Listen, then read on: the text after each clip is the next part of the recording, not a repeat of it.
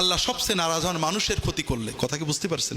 আমরা মুসলমানরা বুঝি না, আমরা বোনের হক, স্ত্রীর হক, স্বামীর হক, মায়ের হক মেরে দিয়ে ওজনে কম দিয়ে হজ উমরা করি। ভাই লাভ নেই, জীবনে হজ করবেন না, মসজিদে 1 টাকা দেবেন না, কিন্তু বোনের 20 টাকা দিয়ে দেন, বউয়ের 20 টাকা দিয়ে দেন, মায়ের 20 টাকা দিয়ে দেন, ইনশাআল্লাহ আপনি আল্লাহর ওলি হয়ে যেতে পারবেন। হুজুরের 2000 হাদিয়া দিলেন, যদি আল্লাহকে খুশি করতে দেন নফল দান, আর হুজুরের নেক নজরের জন্য দেন শিরিক। আর আপনি এই দানটা নফল, আর আপনার বউয়ের পাওনা, বোনের পাওনা, ভাইয়ের পাওনা এটা ফরজ।